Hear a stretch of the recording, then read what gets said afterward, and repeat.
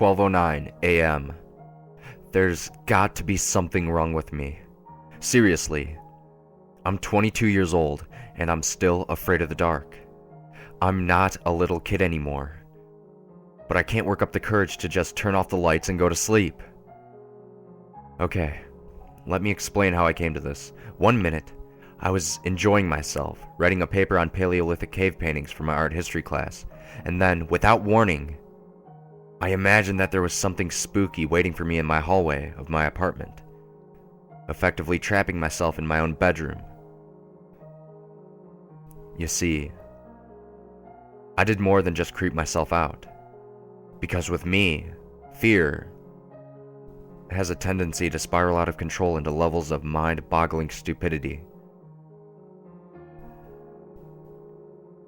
At first, I just ignored it, going on with my work in the hopes that the feeling of being stalked would go away on its own. It didn't, and I was starting to worry that some shrieking terror was about to burst through the door.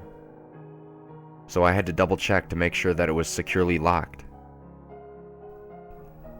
After that, I couldn't concentrate on getting my papers written, as every other minute I'd have to look away from my monitor to see if the door was still closed. This is getting retarded, I said out loud to no one in particular. It's just my imagination fucking with me. Which is honestly the truth here. I know that if I were to open the door and look into the hall, nothing would happen. One single action and poof, sanity becomes restored. The problem, of course, is the actual opening part. That's always when the anxiety reaches its high point.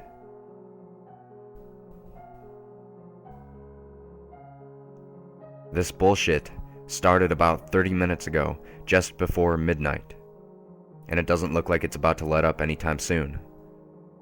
So yeah, I'm stuck in my bedroom for what seems like the 100th time, alone with my computer and thoughts of strange boogeymen. Actually, this whole thing got me wondering where these irrational, paranoid delusions first started. That's an interesting story, actually. And it happened long before anyone could call me crazy.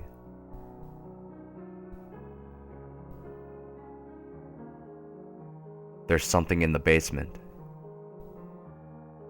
This story happened in the spring of '98, in the old house on Erie Street that my parents were renting. I was 6 years old at the time, so I was at that point in my life where sleeping with a nightlight was still considered normal. I think that we had only been living there for a few weeks. It's kind of hard to remember for sure exactly, but I do remember the first time my dad took me and my brother to check out the basement. Now, the house itself was well over 100 years old, and in a previous lifetime it served as a train station. The basement, as it turned out, was used as a temporary jail cell where the town sheriff would keep the criminals he caught trying to catch a ride out to Chicago. And in the time between then and when my family moved in, no one had thought to update the basement. Basically, it was a dungeon. The walls were made out of carved rocks or something, with certain areas bricked over for where the groundwater had been leaking through. Also, the whole place was coated in layers of spider webs and dead insects. That's not even the creepiest part. In the way back, around a narrow corner, was a heavy door labeled Milker Room, whatever that meant. In any case, my dad couldn't get it open, even with a crowbar. The hinges were so rust and caked in calcium that nothing short of a jackhammer was getting through it. During the daylight hours, I didn't worry about the basement or the cryptic Milker Room. I just avoided going down there. But at night, I couldn't help thinking about it, and invariably, I'd end up hiding under my sheets until I could eventually fall asleep. Of course, I wasn't always able to fall asleep. Sometimes the voices would keep me wide awake and alert. And when I say voices, I mean what I thought constituted the sound of a man's muffled speech coming from the cellar. To me, it sounded like someone under the floorboards was mumbling incoherently. The reality here, of course, was that sounds were bouncing around the air vents in such a way as to trick my little kid brain into thinking that there really was someone down there, trapped behind that huge immovable door, trying to get out in order to... I'm not sure exactly. Perhaps I thought he wanted to eat me, I guess. Who knows? I was 6, remember? It doesn't matter what I thought this made-up man wanted. All I knew at the time was that it was bad. And it got worse when my older brother Joshua kept telling me that he knew what was really in the basement. He was a sadistic asshole, and he thought it was just so damn funny to tell me that a monster with a woman's face and a body covered in tufts of fur was trying to escape from the milker room. Let me repeat that. A woman's face, a body covered in tufts of fur. It was weeks before I could sleep a full night without yelling for my parents to rush in the room. Let's move forward a few years. When I was 9, my parents had decided to move to a better house for commuting reasons. I was helping my dad move some boxes out of the basement, and at this point the place had been cleaned up a great deal, and being 3 years older, I didn't find the basement all that scary. Until I found myself alone down there, while my dad ran off to talk to my mom about something. At first I was fine, but then out of nowhere, I started to hear this weird tapping noise. I remember looking around for what was causing it, more annoyed than frightened. When I looked around the corner towards the milker room, it started getting louder, and it was coming from behind the huge black door. I didn't move for what felt like hours, petrified. When all of a sudden, I heard a crashing bang come from where the tapping used to be. I shrieked and started running towards the stairs, nearly knocking my dad over in the process. When he asked me what was wrong, I told him about the noise coming from the milker room. He laughed. I swear he laughed and told me to follow him. Going around the corner, my dad walked right towards the milker room door, opened it, flicked on the lights, and showed me the loudest water softener in the world. He told me that he had it installed 2 years ago because he was sick of drinking rust-flavored water, and the milker room was the best place in the house to put it. How'd he get it open in the first place? Well, a lot of hardware stores sell solvents designed specifically for rust and calcium. I had nothing to be afraid of. Never really did.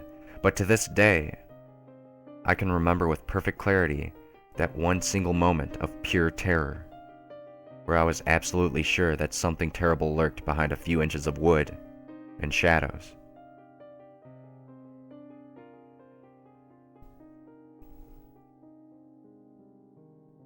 "12:42 a.m. So the point of that story was to remind myself that there's nothing evil waiting for me outside of my bedroom. I don't think it worked. I tried to open the door about a minute ago to use the bathroom, but the second I placed my hand around that doorknob, my heart started racing like I had just pounded 6 shots of espresso. Images of a writhing mass of rot and flies filled my mind, or a black hound waiting to pounce from the darkness. I'm freaking out a little inside, because not only do I have that feeling that there's something out there, but also the sense that whatever it is, it knows I'm scared. I keep telling myself that it's all in my head, that I'm just projecting my fears onto the environment. But it's not working, which is a shame because I know firsthand how frightening one's own imagination can be. So here's what I'm going to do. First, I'm going to get a beer bottle so I can use the bathroom, and second, I'm going to write down another story. One where I had to go toe-to-toe with my own nocturnal demon.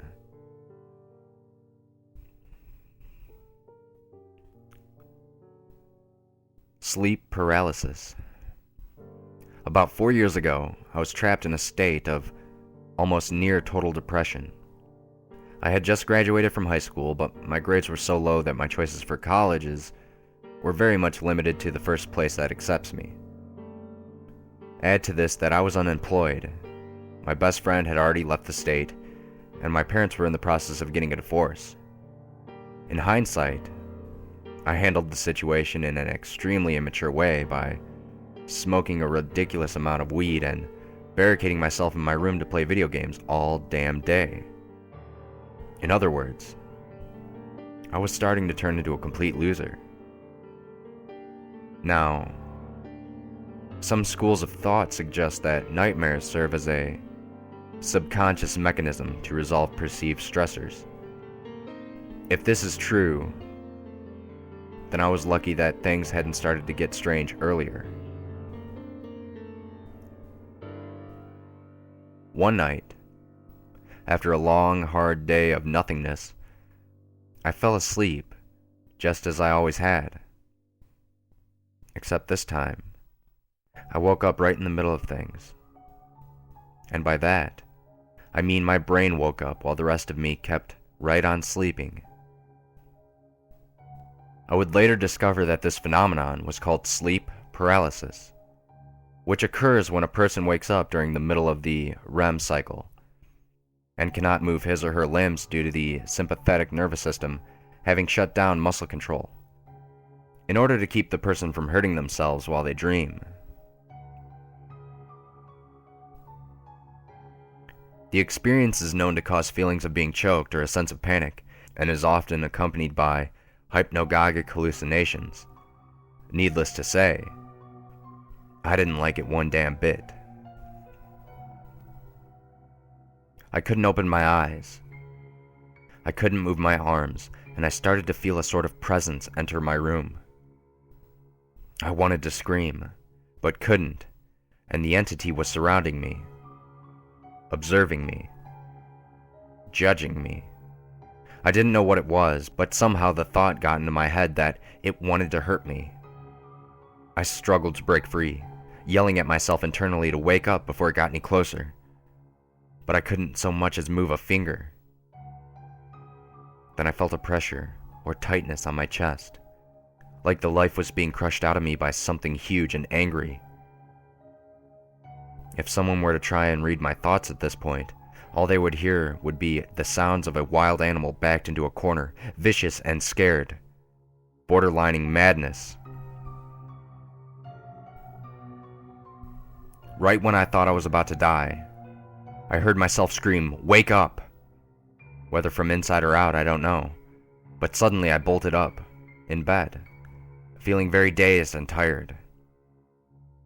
I looked around my room, looking for whatever it was that was trying to kill me. But everything seemed fine. So, I decided to get a glass of water.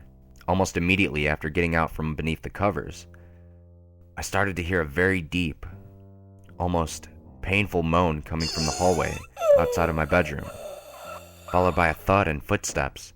At this point, I was more angry than scared, so I grabbed the baseball bat and moved towards the door. I didn't rush out into the hall immediately, because by now it was slamming itself against my door, trying to get in, all the while its moan sounding more and more like it was in a state of constant agony. Eventually, I heard it start to shuffle away, so, fast as lightning, I threw open the door and rushed into the hall. That's when I saw it. It was very, very tall, so tall that it had to crouch a little to avoid hitting the ceiling. Also, it was thin, more bone than flesh. It didn't have any arms or skin, or even a face, really. I suppose that the best description here would be that it was an elongated skeleton, wearing a straitjacket made of bacon. Whatever it was, it had turned around and was beginning to shuffle towards me, so I ran forward swinging my bat like a madman until it had stopped moving, gurgling, in a puddle of its own blood.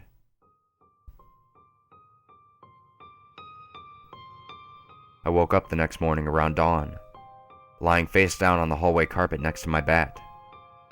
Apparently, I had dreamed the whole encounter, and now there was a hole in the wall from where my bat had punched a chunk out.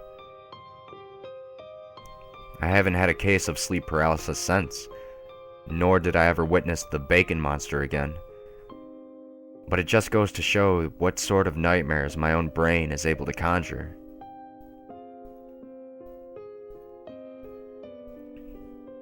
"1:38 a.m. Well, that clearly didn't help. No, I'm not worried about the bacon demon hiding out there, but I'm still unable to open the door. I can't sleep if I think there's something out there. I can't force myself to stay awake until sunrise either. I really don't have a clue here. Shit, I just pulled a neck muscle from turning my head too fast. I thought I just saw something move out of the corner of my eye. It was just a shoe. An unmoving, unlaced, dirty whore of a shoe. Okay, enough screwing around. I just found a hammer.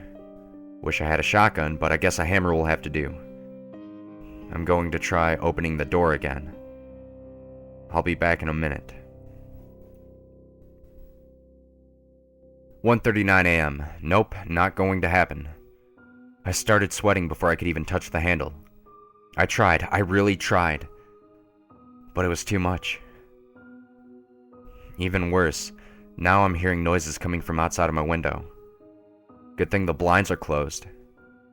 I wish my roommate would just come back. He works a late shift, so he usually doesn't get home until around 5 o'clock in the morning. Wait, hold on. That's only like another 3.5 hours or so. Yeah. I'll just wait for him to get off work, and then I can finally put this nonsense behind me. Then again, it's not such a great idea to have too much faith in your friends, especially when they know just how easily you can be startled. Like my friend Stephanie, who decided to tell me one of her own horror stories just as I was about to head home for the night. The Union Street Cemetery. The Union Street Cemetery is the oldest graveyard in town. It's also the shittiest. Over the years of a combination of vandalism, poor upkeep, and harsh weather have made the headstones virtually unreadable. And the surrounding patches of grass that haven't been overrun by weeds are a sickly yellow color, similar to bile. The cemetery itself sits squarely on top of a slight hill, and despite the fact that it's been there for ages, most people in town don't even know where it is, if they even know that it exists at all. This might have something to do with the fact that the area surrounding the Union Street Cemetery has been unofficially designated as the town ghetto. In other words, the houses in that area are made of homes by the lower income families. My friend Stephanie was one of them for a while.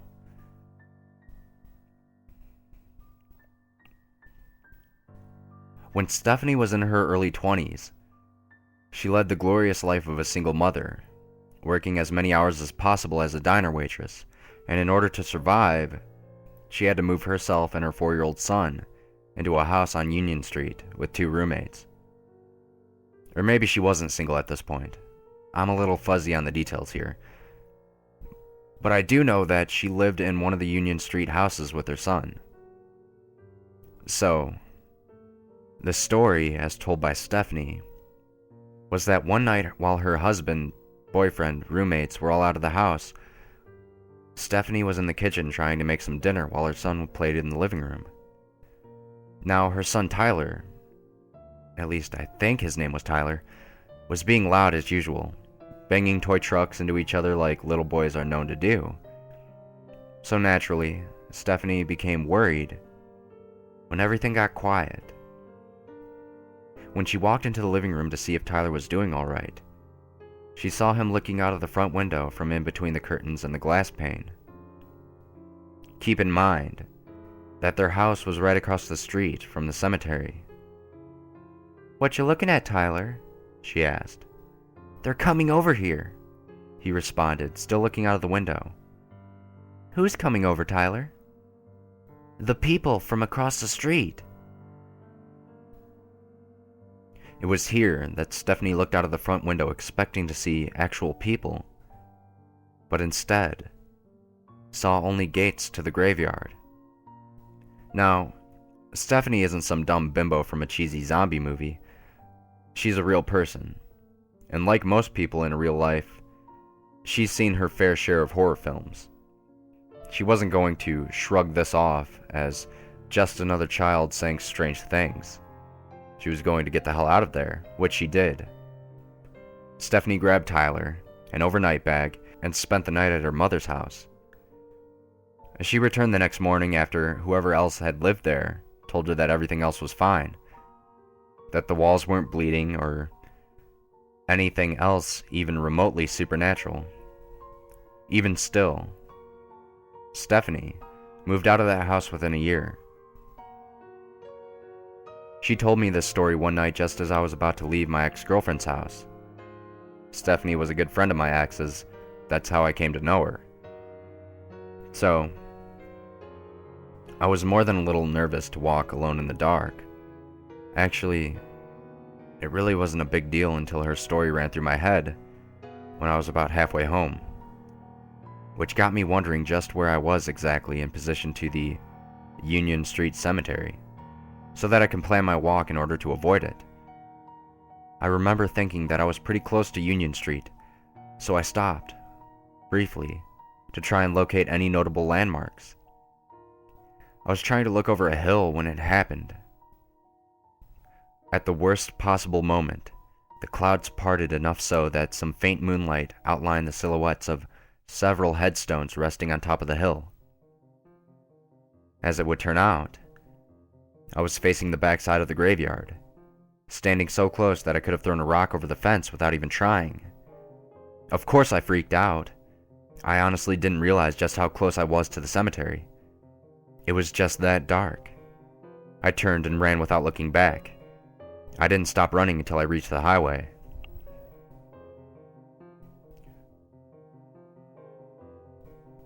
"2:57 a.m. I'm not going to get out of this room tonight.